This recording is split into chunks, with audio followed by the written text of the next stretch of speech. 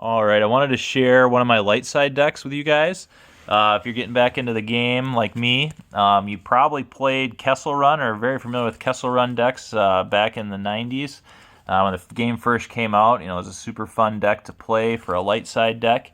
In the later stages of the game, when they started making more objectives, Decipher came out with an objective called Watch Your Step. And it helps the Kessel Run deck a lot. It makes it very competitive. There's a lot of people who say that Watch Your Step decks are the best decks in the game.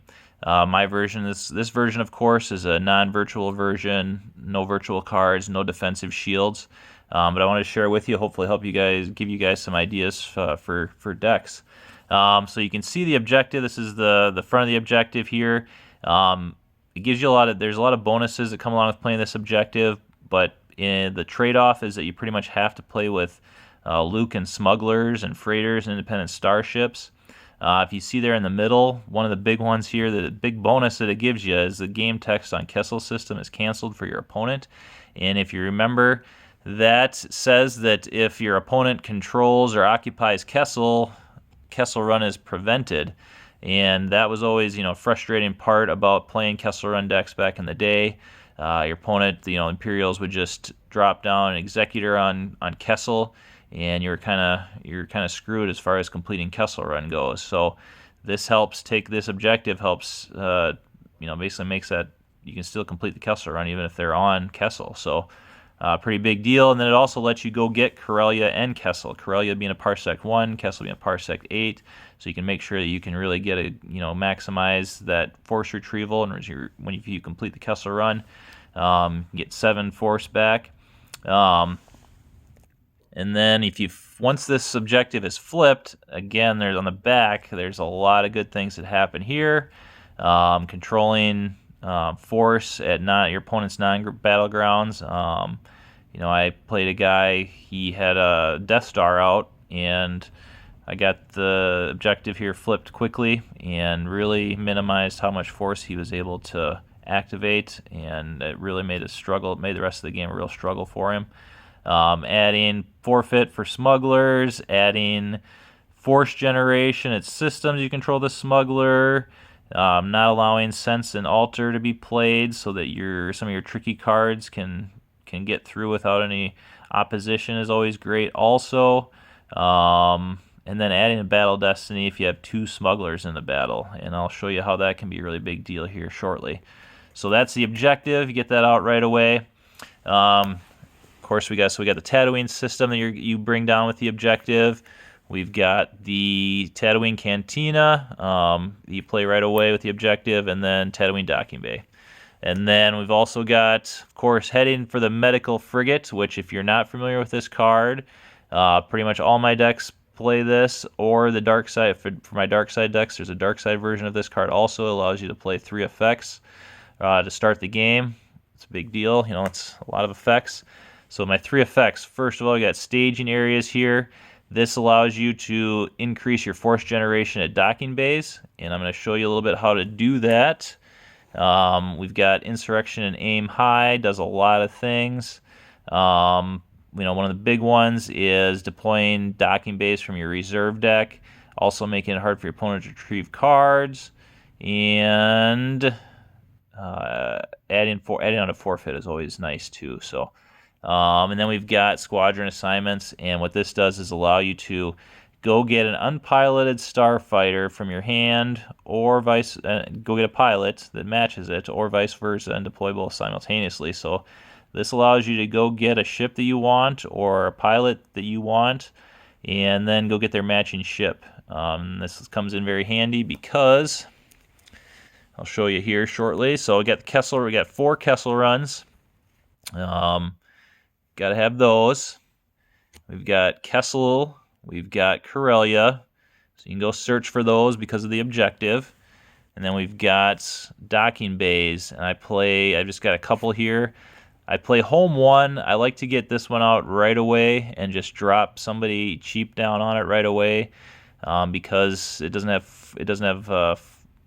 force icons for the opponent unless they have a spy. You can get a guy out there quick and feel safe, and then generate an extra 2 force also once you get a guy out there right away. So I like to get this one out quick and then get just a little cheap guy on there, generate an extra couple of force because of the effect that allows me to do that.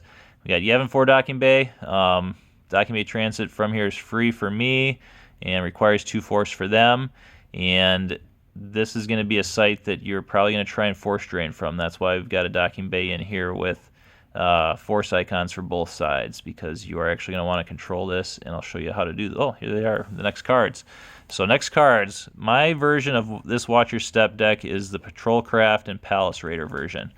So I've got 5 Patrol Crafts, and one of the neat things about Patrol Crafts is they move as a react. And then we've got 5 Palace Raiders to match our 5 Patrol Crafts. And these guys, I think they're like uncommons, but I think they've gotten to be like $7 or $8 uncommons or something like that now. They are decently popular, and they are good. And the reason why they're good, they add 3 to anything he's driving, 3 power, and then when he's driving a vehicle, moves for free, and he adds 1 battle destiny.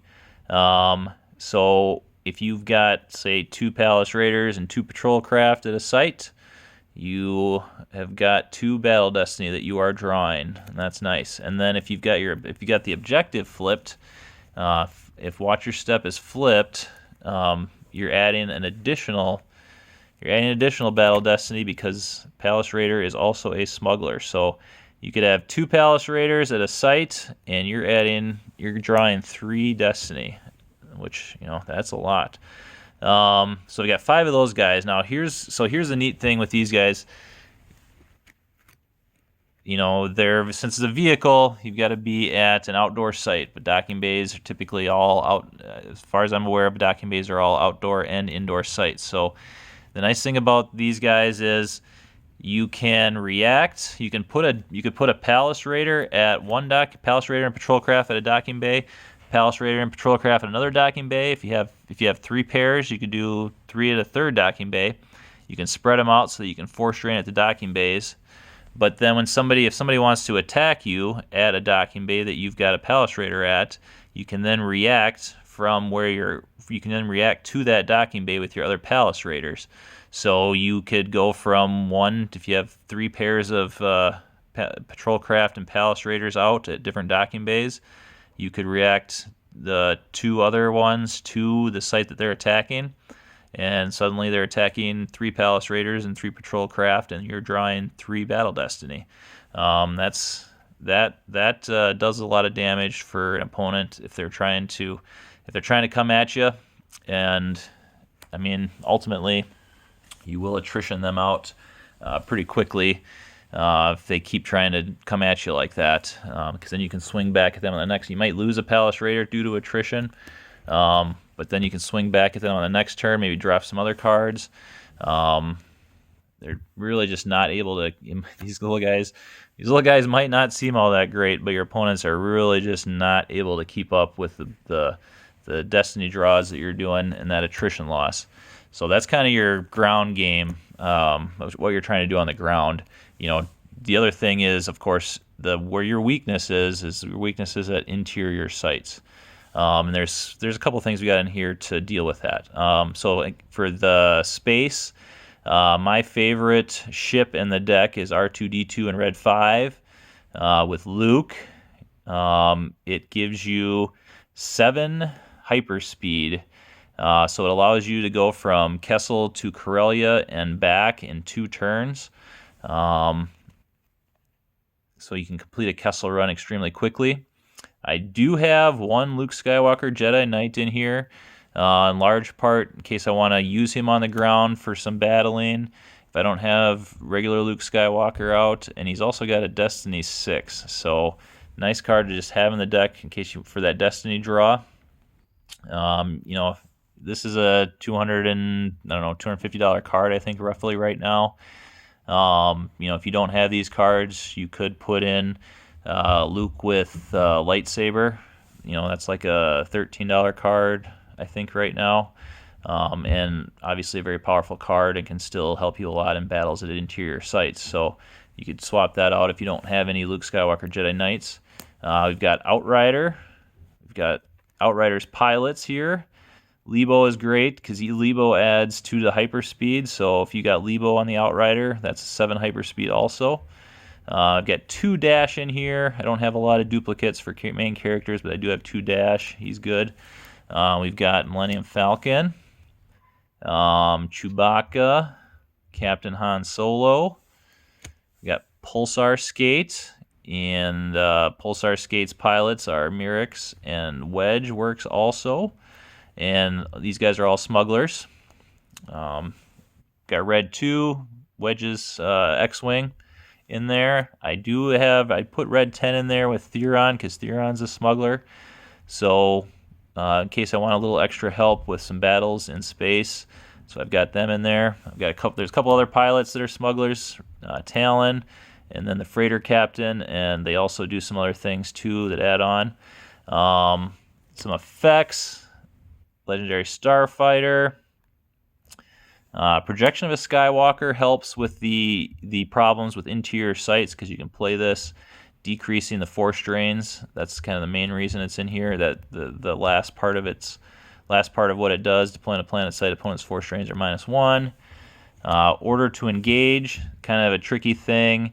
It's good in some situations, forcing your opponent to actually have to battle you in some situations, or they lose 3 force. Effective repairs allow you to go get an effect from your lost pile is nice sometimes. All wings report in Darklighter spin. Take a unique unpiloted starfighter in your hand from your reserve deck, or use a maneuver of one of your starfighters instead of drawing Battle Destiny. It's a really good card. I've got 2 of them in here. These, other than the Luke Skywalker Jedi Knight, are probably the most expensive cards in this deck. These are going for like $50 to $60 right now. And we've got Hyper Escape, so this deck has a lot of tricks to it. Cancel battle, just initiate moving all your starships there away. It's kind of nice to start out, do a Kessel run, targeting like R2, D2, and Red 5 with Luke, and deploying them on Corellia, dropping Kessel run, and then moving them to Kessel.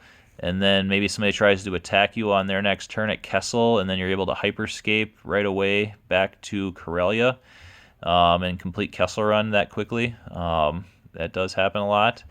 And so there's some tricks with this deck. This is not an easy deck to play.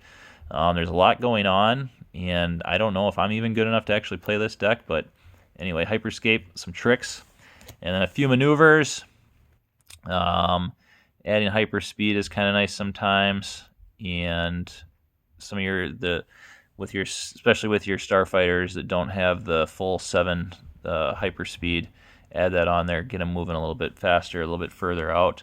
Signal, being able to go get a card from, go get an effect from your deck comes in handy, and then Hujixing out of nowhere. Both of the used and the lost parts of this card can come in handy. So yeah.